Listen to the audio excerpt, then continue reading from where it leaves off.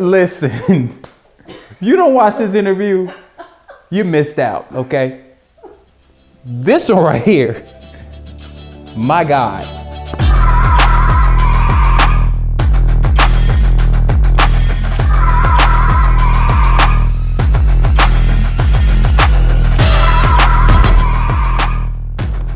Hey everybody, it's Lee here, and welcome to this week's episode of Leading with Lee. I am so honored to have a very special guest today.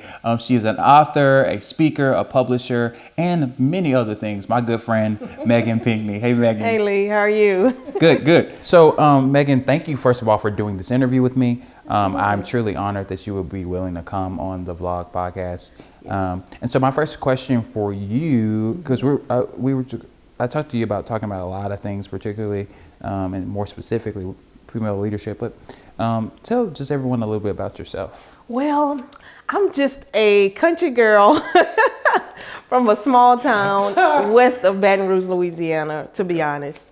I from a child, I always thought about having this multi-dimensional lifestyle. What I mean is, I always wanted to be a police officer. I wanted to be a lawyer. I wanted to be a nurse. I wanted to be an engineer. I wanted to be a mom. I wanted to be a wife, all at the same time.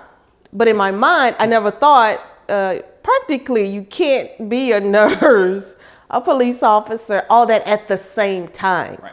You know, but that's how my life has transformed even as I got older. So I've always been that type of person. I always loved adventure. I love travel. As you said earlier in the intro, I'm an engineer. I'm an author. I'm an entrepreneur. And that's just how I'm built. Yeah. That's just who I am. So. Yeah. So as it relates to that, how did your upbringing coming from Louisiana informed your leadership and how you look at careers now? Because you and I have a similar experience about both being from the South. Right. And being Southern kids. It's such an interesting thing. Like, yes. We come from such a very, very specific environment. So how does that inform you as a leader? And how does that inform how you approach business and different things like that? Well, you know, to be honest, it's really weird because a lot of people ask me that. It was like, your parents must be entrepreneurs, or you must have been around business like your whole life. And to be honest, no. Neither of my parents are business owners. Yeah. Neither of my parents are, they're good people, decent family, things like that. But I didn't really see that. Yeah. I had an aunt that pushed me into engineering. She saw that I was really good at math and science, and that drove me to be curious enough in engineering. If I had to guess about being an engineer, I would say someone who worked on trains. That would be my educated guess. Right. But as far as leadership, I guess it was always in me. I can remember this story when I was in the third grade. You have your third grade graduation, and we were at our graduation. We have one, you know, back my where teachers. They wait till fifth. They must have just started it when I was coming up. Okay. And we were at our graduation, and I remember being on the front row. They lined us up by last name, and they were introducing this last award, and they called my name. They was like, this award goes to Meagan Pinkney. Come on, Meagan, up to the stage and get your award. And I just went up there, shook some hands, got this trophy, and I had no clue what it was about. I'm third grade. I'm not sure, you know, who cares at this point. So I asked my mom after the graduation, like, what is this? And she said, it's a citizenship award where your teachers saw throughout the year that you helped another third grader pass third grade. Yeah. So that was an indicator, awesome. Leadership from a third grader. Yeah. So I cannot identify to this day what I did to say I deserved a leadership or citizenship award. You know what I mean? Yeah. But it's just sometimes, and you know, this is who you are. I led from where I am, where I was, even as a third grader, as a child, with a child's mindset, with a mentality, but I was just being myself. And I'm not saying I'm the greatest. I'm not saying I'm the best or I know it all. You are the best stuff. No, but just I'm learning to be comfortable with who I am and be okay with that. So my leadership style may be different from yours, but my audience is not your audience. That's true. You know what I mean? That's very true. So. No, and I think it's interesting that you talk about that because it seems to me that, and you've shared this over with me before, but like it seems as if that particular incident begin to like inform you in a way to make you make decisions throughout your life, and you can, and you, it's a lollipop moment for you. Absolutely. It's like you just remembered, oh, this thing happened, so this is informing everything else that I'm doing and every decision that I'm making, all these different things. That's such an interesting thing to me. But I think it shows even in your work. And so you said your aunt, you talked about how your aunt kind of pushed you towards engineering. Yes. So were you, well, obviously you probably were great at math and science and stuff like that. I mean, you were better than me. You were better than me.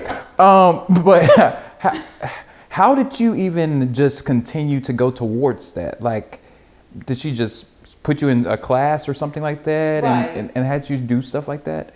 No, really, she pushed me. And when I was a freshman in high school, my guidance counselor contacted my mom, okay, and said, hey, there's this opportunity at Southern University for a summer transportation institute, okay, over the summer.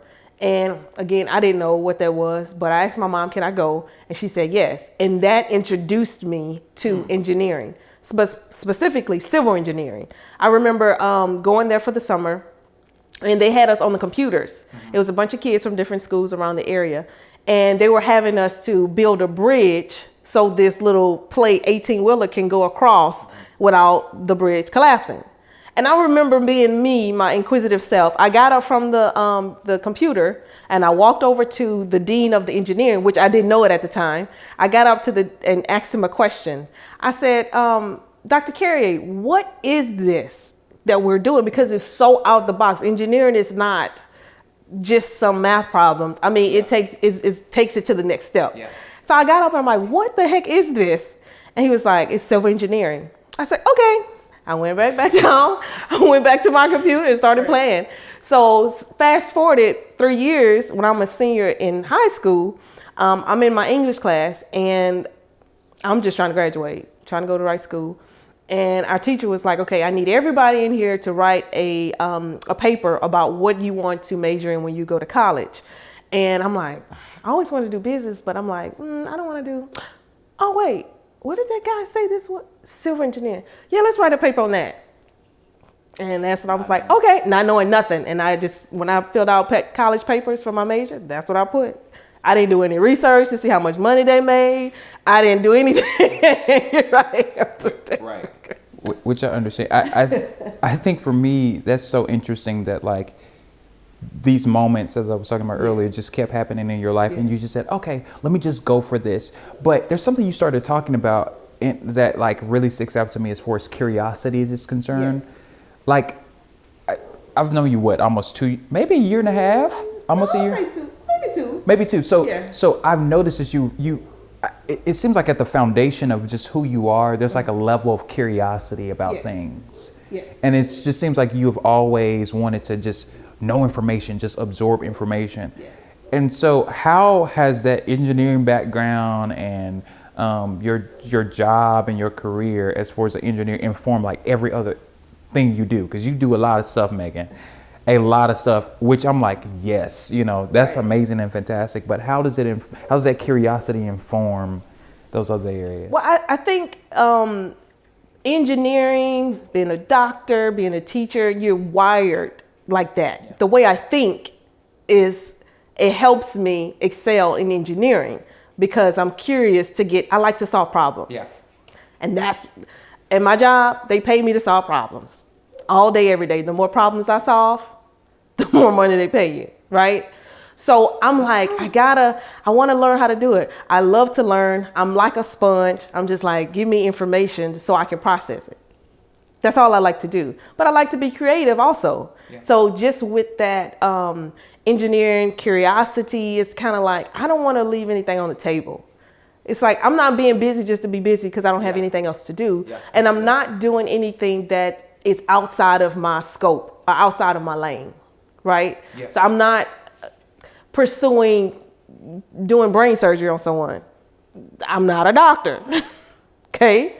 So I stay within my lane when I pursue things. When I do start an organization to help people, I stay within my lane though. I don't try to, do something that it's outside of my scope of what I'm wired to do. So it's like, hey, well, why not? Why? I believe that we're all put on this earth for a reason, for a purpose. My purpose maybe not even to do what you're doing, but to help you, encourage you to move forward in what you do. So if that's my part, I'm okay with it. If that's my part. And I totally agree. I think one of the things that I've learned from you is you've been able to figure out your set of skills, your set of talents, and cause them to be transferable. Like they're the foundation of every single thing that you do. That level of organization, that level of curiosity, that level of intentionality with when you're talking to clients and stuff like that has been something that I'm like, okay, I need to figure out the baseline. What it sounds like to me is that you have figured out the thesis for your life. There was this, I think it was a YouTube video I watched about a year or so ago. It was this lady, and I actually talked about it at Leading with Lee. And she talked about how her name was Annie F. Downs, and she talks about that everyone should have a thesis for their life. And what she pointed out was every single person seems to have a common thread of things that they just do. Yes. Like it doesn't matter what their job is, they always function this way in their job because this is who they are. Right. And it seems to me, Meagan, that you have always been that way. There's some businesses that you start, we're going to talk about that in a moment, but even just you as a business owner, it seems that any conversation I've had with you about business, you seem very, very like, make sure this is there, and I need you to understand this. And you give people every detail they need to know about book publishing, which is fantastic because they will never be in error because they know all the information. Yeah, but it seems like, but it just seems like you have kept that thread of organization. But one thing I try to do with my clients is think about it from their point of view. When I write my books, I'm not writing for me. I know the story. This is not for my pleasure. That's good. I write it from if you were reading my story, what would I want to communicate to you? That's true. When I do business with people, I'm an author, so I know what it takes to become an author. Right. So I'm like, okay, what questions did I not ask when I was going through the process? So I try to fill in the blanks to make it easier on you. Yeah. Now, do I get it right all the time? No. So I build up on it. I'm like, oh, I forgot about that. Let me add that to my list for my next client. Yeah. So I try to think about the end user, not so much about me, because it's not about me. That's true. So that helps me to try. That's my effort in trying to communicate to people and to give them all the information that they need so they can go be great. I'm not called to do what you're doing, but I want to help you to go and do what you're supposed to be doing. If that's my part, that's my part. But I try, and I'm very intentional about the end user. How can I make it easier on them based off my experiences? That's all I try to do. Wow. I do that at work. Thinking about the guys that work in the shop. I'm thinking about them. How can I make their jobs easier without them having to add an extra step to what they do? You know, and they appreciate that because I care, one, and they can see that. And two, I'm like, man, I don't want to make it hard on someone else, you know, when it doesn't have to be. So I'm trying to think creatively. I'm thinking outside the box. And what can we do it could be something very small that makes a huge impact. And a lot of people make a mistake and they want to think of something huge and makes little impact. Yes. I'm like, I'm in the background like, okay, you got that big idea. That's cool. Yep. But what can we do like step one to even get, you know what I mean? And that's what I try to do. Very practical, very intentional, but I'm thinking about the end user, not me. It's interesting that you bring that up because one thing I remember in college, there was this project that we did, and sometimes the reality for all of us is we always want to be the person that said, oh, we got the result. Yes. But that may not be your job in someone's story or in whatever it is. It may just be that you are the person that helps them get to the next step, which I think is such a powerful concept, and I'm going to steal that. Like that's such a great idea. Such a great idea. But let's shift gears a little bit. So you and I have been having a conversation even about what I was going to interview you about today and talk to you about. And one of the things that your skill set has helped you be effective in different places. But you know, one of the things that we have in our culture is the rise of female leadership, like never before. Right. Like never before. I mean, 2018, we had over 100 women be elected to Congress. It's the largest group of women that have been elected to Congress. There are more female CEOs nowadays. So there's more right. You're one. You know, there's more conversations about women in leadership and how they engage business or whatever the space. So how has that informed you as an engineer, as a business owner, in different ways? Just being a woman in leadership, or being a woman in a male dominant. You can talk about all of it, ma'am. Right. And you know, I never really set out, well, again, like I said, going into engineering, I didn't do any research to say this is a male dominant industry, I should watch out. I didn't do anything like that. I didn't know to do it. I didn't know anything. I didn't know anybody else engineer. I had no reference, right? So, but one thing I tell people, and which has helped me, I have always been myself. Yeah. If I respect myself, if I respect you, it's going to be mutual respect. Yeah. So I don't ever tell women or anybody in general to go into any, let's just say, male dominant industry thinking you going to change the world. Thinking that I'm going to be the woman that's in charge. I'm going to change the whole industry because I'm awesome. Not saying that you can't change and affect things, but don't go into it with that mentality. And I never did. I have made great friends, work relationships because I was myself. Yeah. You go into it humbly learning, and then you'll grow. I've been promoted so many times just by humbling myself and say, hey, I need to learn how to do this. I need to ask questions. I need to, you know what I mean? Teach me what you know, all that. And people like that. People love talking about themselves. That is so true. People love to talk about what they do. Yes. And I just, with my notepad, I didn't know that. Taking notes. Yeah. Every time people see me at work, I always have a notepad and a pen. Okay? Note to self. No, I do. Note to self. It's a lot going on, so I want to make sure I remember it. Right. But it's for reference also. But that's what I tell women. You know, it is great to be in leadership. It's great to be in all these different roles. But specifically, working for me in a male dominant industry, as I respect myself, the respect comes. I don't go in it to any situation with an attitude or arrogance saying, yep, I'm here. Everybody, you can settle down. I'm here. Sometimes. You know what I mean? I know, but it has helped me to find favor with people, just be in good graces with people when you humble yourself, do an excellent job where you are. Just do your job really well. I'm not saying I'm naive by no means, because people say, oh, you just decide to look. That's a decision. There's going to be people that you work with that are arrogant. There are going to be people that you work with that will dismiss your value. Yeah. I can remember when I first started with my engineering company, and my boss decided to take me to a meeting with one of our customers. And I walked in. It was a room full of older white men and me. And I was in my 20s. I was like 22, okay? And one of the guys, this is a true story, one of the guys looked at my boss. He's like, oh, this is your new note taker?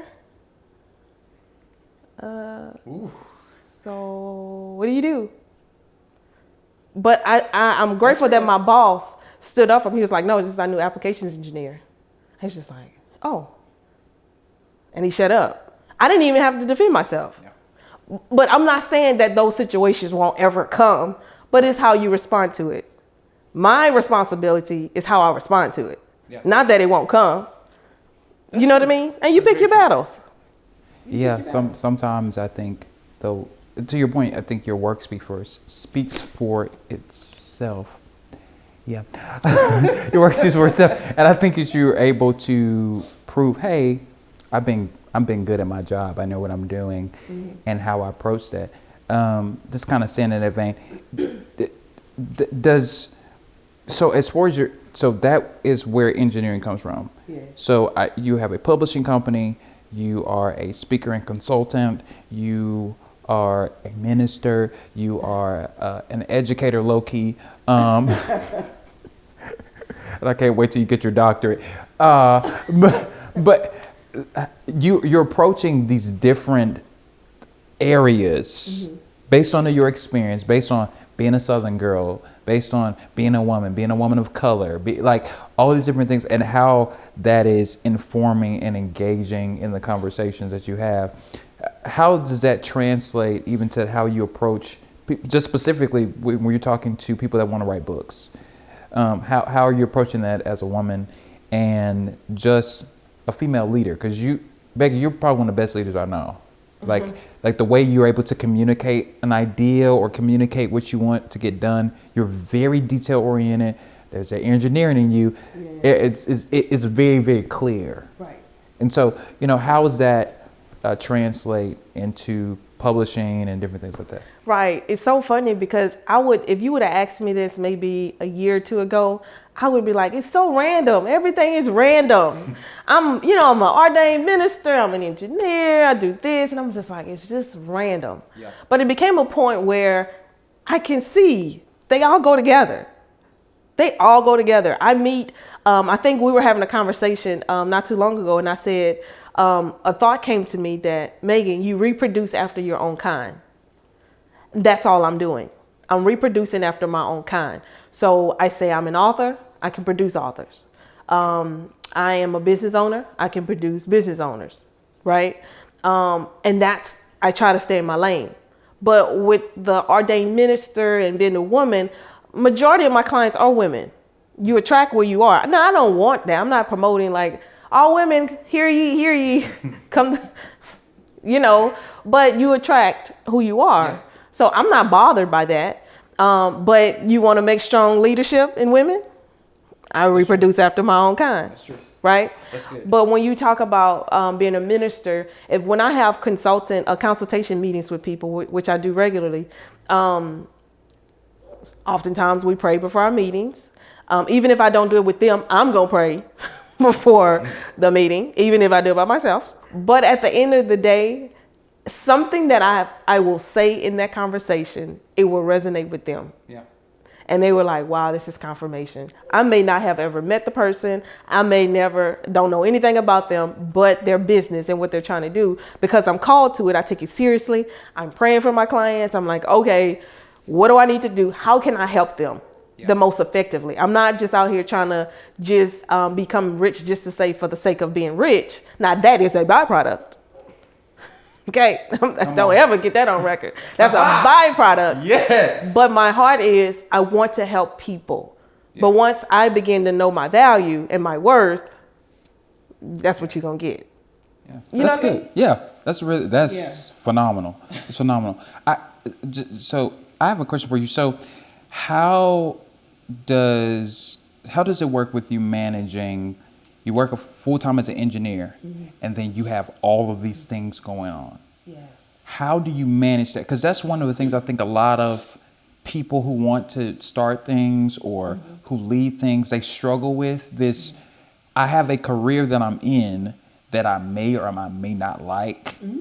That's right. And I'm trying to figure out how to put time into my passion and do something that, makes me feel good. Right. How do you manage that? Because that seems like a lot. Right. It can be. And some days, in some weeks, some months, I am overwhelmed. However, it's like you get the best of both worlds. Yeah. And I always encourage people, don't stop pursuing your passion because you work a 9 to 5. You do have to be intentional with your schedule. Now, I talk to a wise person that is in their lane. They're doing way more things, more influential than I am. And I had a meeting with him and he said, Meagan, if you don't have a schedule for yourself, you're going to always be on somebody else's schedule. You need to set your weeks up. What are you going to do on Mondays? Yeah. What are you going to decide to do on Tuesdays? Okay, wow. You have your consultation meetings with people, always have them on Thursdays. I mean, you need to set your own schedule. You know what I mean? So this past year, that's what I've been doing. Oh, so if you want to meet with me, what time can you meet on Thursday? Yeah. So I know in my mind, Thursdays are going to be my long day. But I take off on Friday because I have to have a Sabbath day. Even though I work my 9 to 5, I don't do any client work. My office is closed on Friday. So I keep that balance. And to your point right there, that's such a powerful and encouraging concept to me. Like, you have figured out how to cause people to or you have figured out like a method. It seems like you figured out a way to just do it in an effective way. Yes. So you now know what to say no to, in a sense. Absolutely. I was able to hire my first intern over the summer, and I told her, I said, okay, we have to focus on what we're going to say yes to and what we're going to say no to. So some people call me and it was like, hey, can you, I want to hook up with you and meet with you about so-and-so. And I'll text her and be like, okay, this is a no. It's a good opportunity. It's good, but it doesn't fit on what I'm trying to do.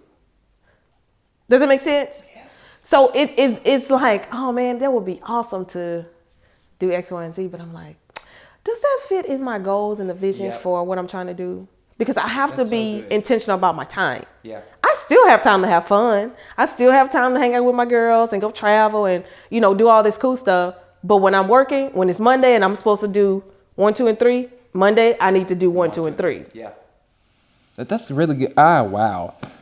I don't even know what. So it takes a level of self-discipline, though. Yeah, it does, and actually to your point, being held accountable. I think one of the things that I really struggle with in my leadership personally is being accountable to my schedule and not leaving decisions or things I need to do up to chance. So even something I've been doing recently, even this year, because with leading and all the things that I'm trying to accomplish and trying to get involved in and stuff that we are working on together too, I realized that like I really don't have that much time. No.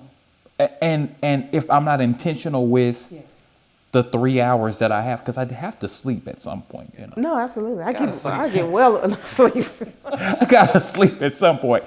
I have to be intentional with that time and not waste it. And I think a lot of us struggle because for me, I don't know whoever my wife just may feel the same way, but for me, like I'd be at work and I'd be so drained and I'd be like, man, like I don't want to come home and try to have to be creative when I have given all of myself to people in this job. And I'm like, balance.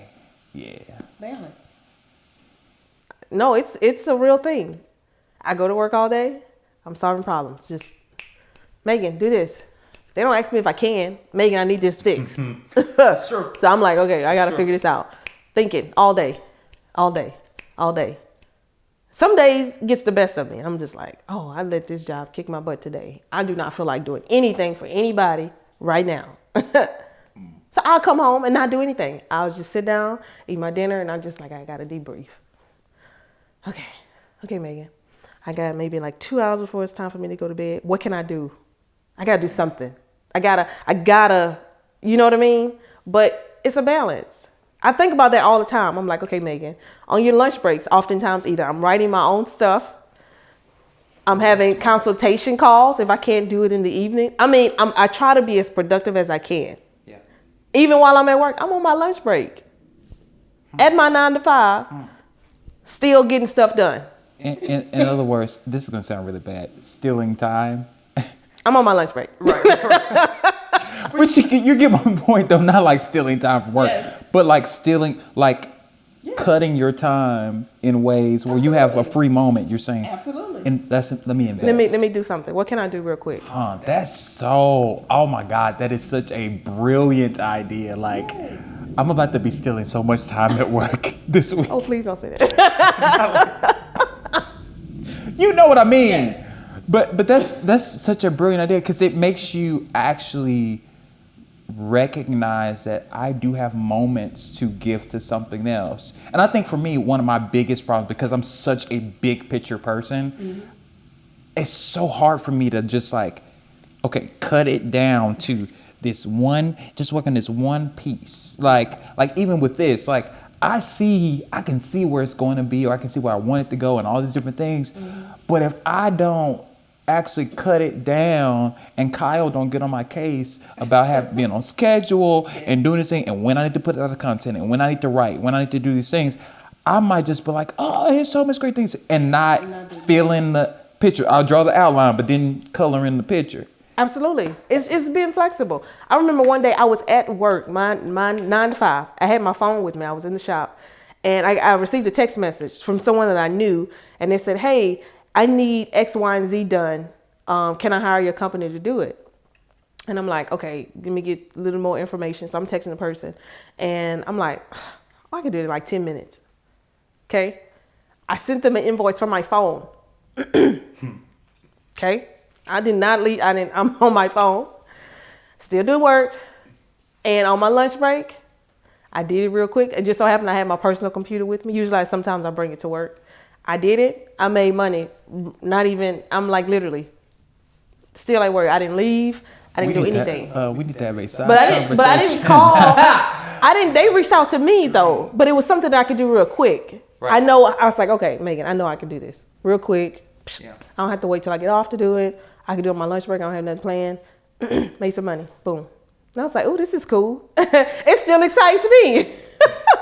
You just made money. I'm like, oh, that was cool. But that's a fantastic thing because you figured out like, what's interesting is I feel like there's always, and you see it on social media and different things like that, people come up with these hacks of how to make money different ways and all these different things. But I think you just explain the most simple, like it's such a simple and attainable concept, because like we don't realize that we can use time to our advantage and it shouldn't be able to work against us. And I think one of the things that I struggle with, and I think even people that might be watching this or listening to this may struggle with, is you always feel like I don't have enough time. But like you said, it's just figuring out how to use your time wisely and be effective and efficient with it. Having a strategy. Yeah. But if you always confess, I don't have enough time, you will never have enough time. That's true. That is so true. I don't never overwhelm myself. Life happens that overwhelms me. Yeah. But I'm like, nope. I know what I can do this on Monday. If I need to prioritize, I can do it in my mind. I can change this person. All my meetings are always going to be on Thursdays. I don't have to worry about that. I set my own schedule. So I know what's going on. So now I'm at getting my second master's at ORU for divinity. So I have to add that into play. Yeah. which is a whole job itself. You know what I mean? School is a whole job. Prioritizing and a strategy is very important for me. Yeah. And to your point, somebody told me, I hope this year that you get an anointed no. Learn how to say no to people. Because I think for me, I am learning now that like there's so much value in me investing in myself. Because I spend a lot of my time, because of my just skill set and personality, I realize that I spend a lot of my time trying to help. Mm-hmm. But you can help so much as you don't help yourself. Yes. And so now I'm being more intentional with that and doing a better job. So I'm going to just, we're getting towards the end, and I really, really appreciated you doing this with me, Meagan. This has been good. I've learned so much. But I have 2 more questions for you. So my first question is, if you could describe yourself in one song title, what would it be? Well, the song is like popped in my head because we were singing it earlier. Right. So I'm just going to say that. It's the Jill Scott song, Living My Life Like It's Golden. Yeah. So I'll have to say that, because you have to take the good with the bad, and all your experiences together make who you are. Yeah. And you have to be okay with that. You live and learn. You know what I mean? Not saying you won't have your bad days, not saying you won't have your high days, but just you have to make it life. We only get one life. Life is very short, and it's very fragile. So I try to do my best to be intentional, to have fun, to enjoy life, to travel, to help people, to leave a mark and a legacy in this earth. So when I leave, it's like Meagan was here. Yeah. You know what I mean? And it's so cool that I get to have the opportunity to help so many people start businesses and see them grow, and to see the Lord just flourish the businesses, and they can attribute it to Joseph's ministry. And it's like, oh my gosh, I get to do this. With a publishing company or, anything. So that's living my life like it's golden. And I'm just getting started. That is true. That is so true. Okay. Well, once again, thank you again. And I kind of want to end with just telling people about like what are some of the things you have going on and you're going to be doing and ways they can connect with you and find out more about what you do. Yes. So I have started a consulting company, like you said. So we focus on book publishing for people, help people start businesses, and as well as website design. I also have a Meagan Pinkney ministry. So we do more of the speaking and ministering and things like that for people. I also have a nonprofit that I started called the Joseph Foundation. So we collect shoes, clothes, lightly used items, and we give them away to those in need. We've given to organizations South Africa, to women's correctional facilities. We've given to other churches that have giveaways. We do a lot of things. So it's not just us giving to individuals, but giving to organizations that give to individuals. So we're kind of like a distribution center. We've been doing that for a couple of years. Also started another nonprofit organization, my very first one. So this is like my baby. It's called the Press Foundation. It's a college mentoring program for college freshmen, minority college freshmen. We need to talk about that. Yes. So I'm in the process of getting that back rolled out. We've given several scholarships in the past, to book scholarships in the past. So I'm all about helping people. If people want to connect with me, they can find me on Instagram at IamMeagan08 and on Facebook, Meagan Pinkney. They can reach me at on Facebook as well with Joseph's Ministry and contact us from there. So, Meagan, this has been such a joy, and I'm so thankful that you did this for me. Thank you, girl. It's such a pleasure. Yes. This is a fantastic. This was good. This was a really. She dropped some dimes. Okay. Listen, if you don't watch this interview, you missed out. Okay. This one right here. My God. Wow. Thank you for watching or listening to this week's episode of Leading with Lee. I hope that you were inspired, equipped, and empowered. If you haven't done it yet, subscribe today. And to get updates about all the things that I'm doing, connect with me on Facebook, Instagram, and Twitter at Lee A. Scott II or Lee A. Scott II. I hope that you will tune in for the next episode of Leading with Lee. Much love, and let's get started.